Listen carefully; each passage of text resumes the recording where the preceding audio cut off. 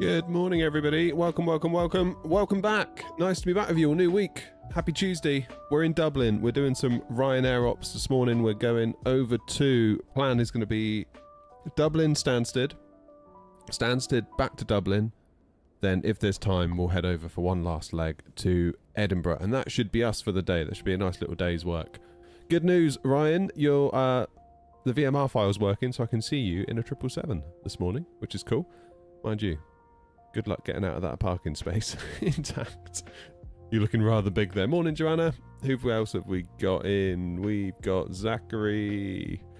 We got Hideo. We've got Philip, Grumpy, Stefan, Darkside, Ryan, and Daniel, from what I can see in the scroll. And DW in TikTok as well. Morning to you all. Can you teach me how to fly this thing? You can watch along. I'm not exactly the greatest teacher, nor am I a real pilot, so I wouldn't take my word for everything, to be quite honest. And 707's in as well, look at that. Air Canada again, Grumpy. Yeah, I don't know how to get rid of that. Like, I've checked my VMR file over and over and over, and it must be a cache or something. Short of uninstalling the Phoenix and all the liveries and rebooting the sim and doing all that again. Don't know. Hopefully it won't be long, and we'll be in FSLTL, and all of this will be a distant memory anyway. Hopefully. Progress on FSLTL, by the way. I got in touch with them over the weekend, and they said that I need to redo all of my liveries to the new, basically to work with FSLTL. I can't just give them my Phoenix livery. I can't give them my PMDG livery, because of course they use sort of lower poly count 3D models for the planes, and which obviously makes sense for performance, because that's kind of the name of the game, isn't it? And yeah, they've got their own 3D models, and therefore they've got their own paint kits for each model. So I've spent the weekend going through all the various planes that we're going to try and add. Weirdly, some planes aren't available, which surprised me. For example, the A350-1000 isn't available, only the 900 is.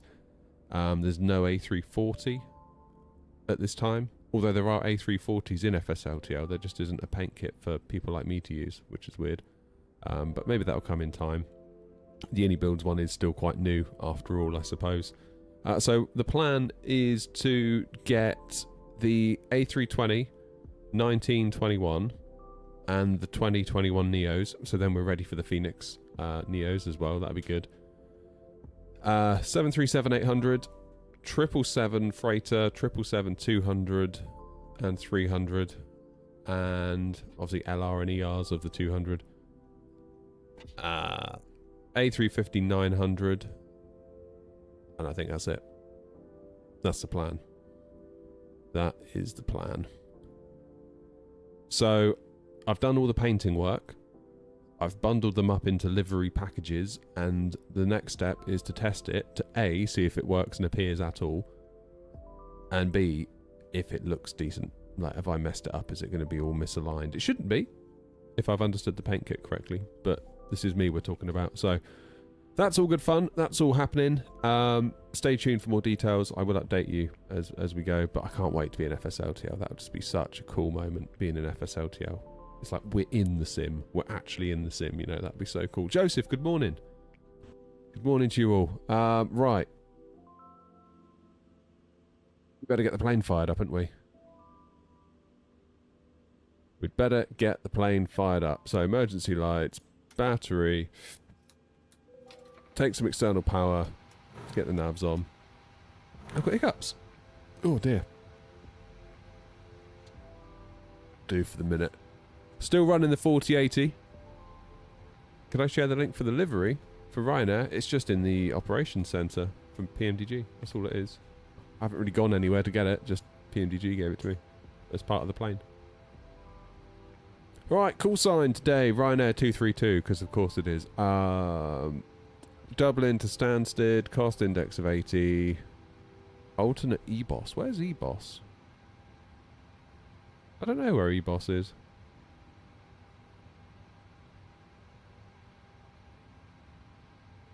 Already clicked that, haven't I? Yes, I have. Good. Flight plan is in the EFB. So, FMC. Pausing it. Next page. Grab a coordinate. Previous page. Set that. EIDW. For the airport. Where are we? We're stand 124? I want to say? Yeah, 124. This is where that controller tried to send me one time when I messed up in Dublin. So that's fun. Flight plan request, sim brief, EIDW, EGSS. Beautiful. Morning, Mr. Mint. I did my first flight out of Dublin on VATSIM last night. It went well. Good. You did better than me on my first go. In fairness, the controller didn't shout at me. The controller was lovely, in fact. Considering I just turned up and made a giant arse of myself. That controller couldn't have been nicer. In fact, he sent me a really nice email afterwards with loads of advice. What a nice guy. What's QNH? 1002.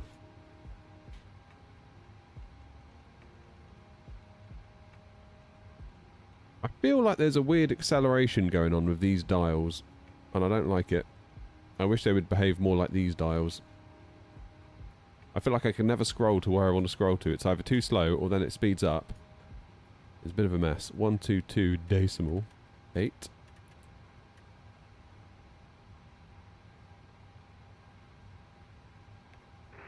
So we can listen to what everyone's got to say for themselves. We're at 1440p this morning on the 4080 at about 50 FPS, which is about right. That's what I would expect at 4K with the 7900 XTX, just to be clear. So it's not a bad effort, that. How do I do the overlay? SimToolkit Pro.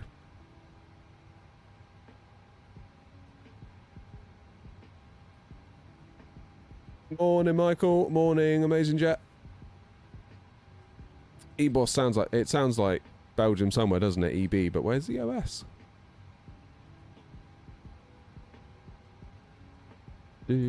Just Google for SimToolkit Pro, you'll find it. I mean, the overlay that I made is custom, but I made it using their data. So I kind of coded the overlay myself to a large degree. So if you want exactly that, you're probably going to struggle. Right, let's load in the route.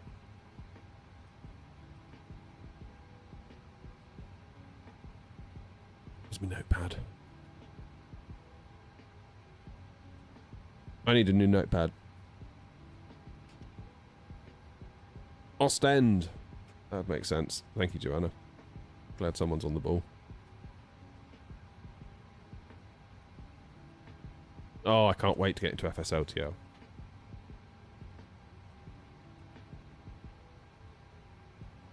I must admit, though... Oops, I almost wrote down Air, not 232. It's not. It's Ryanair.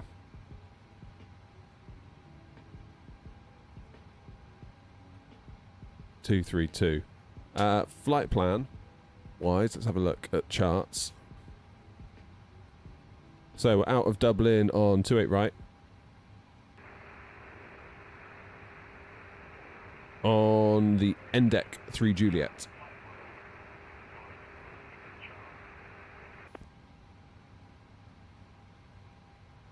Into Stani on 22. On the Listo 1 Lima.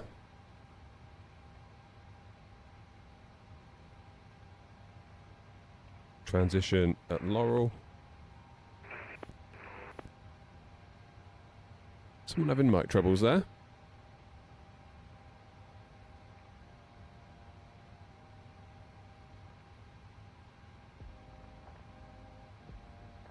Dublin traffic, Air 056 Tango testing comms. Anyone hear me? You can hear now. 5. Number 5. Thank you all. That was me constantly transmitting. I've now corrected my push to talk. Sorry. All good. Is Grumpy causing trouble in that? I don't know. Right. Yeah, so we're doing this weird little loop into Stansted, as we quite often do. After Barkway, I would be tempted, basically, to cut out all of this and just sort of go direct and head up to intercept the ILS, to be honest. We'll see what happens. It may be that we get some London control online, in which case it won't be up to us. It might be, yeah, that we want to take a little shortcut. But that's okay. Maybe after Bombo, we go direct to Laurel and then just sort of follow it in. But if we're going to do that, we want to cut this little loop out ahead of time, because otherwise VNAVs might end up with a bit of a moment. Right, activate, execute. Let's get this flight plan in, shall we? Departures, arrivals, departing, 28 right on the NDEC 3 Juliet. Boff, get that in. Into Stansted 22 on the Listo 1 Lima. Then we'll transition Laurel, pop that in. Beautiful. Right, how do I get the tablet over? There it is. I thought it's that little screw, isn't it? I always forget where it is.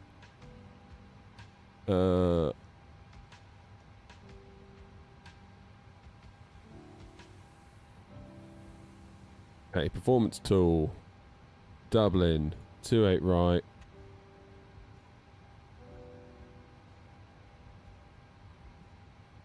So we're doing a select temp of 42. Pushing start, release point and Foster, so that is on taxiway. So we're doing a traffic. Really weird hearing myself in the background of people's Unicon calls. Apologies, taxiway 4 for Airline 36 Romeo. Okay, that's good. So we're doing a TO1 D rate. Select temp 42. It's flaps 5, wasn't it? Yeah, of course it was. 144, 145, 149. Those all match. Good. So bump, bump, bump. Centre of gravity is in. Trim of 510.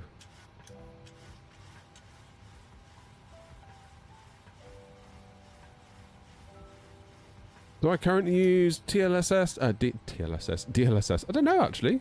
I can't remember what I left it on. Let's put you back over here in your little tablet stand.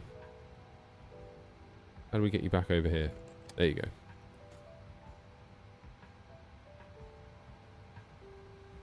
go. Yeah, honest answer is I can't remember what we left it on.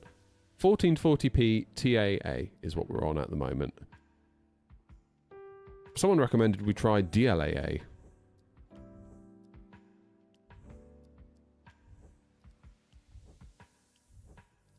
We try that. Any more frames? Probably not, because we're CPU limited anyway. Question is, could we do 4K with DLAA? Give it a whirl.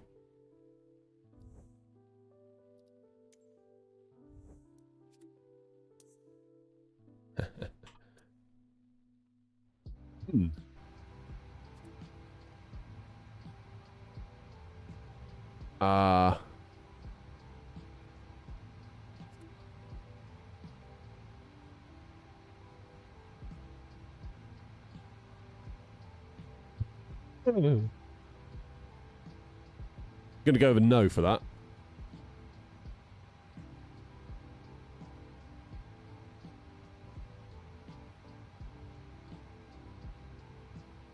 You're using DLSS 4.5 with DLAA, are you? Okay.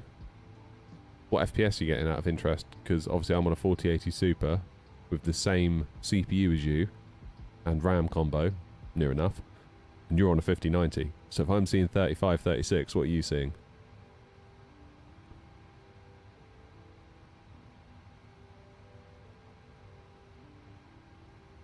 $74? What? No frame gen? 74. Bloody hell.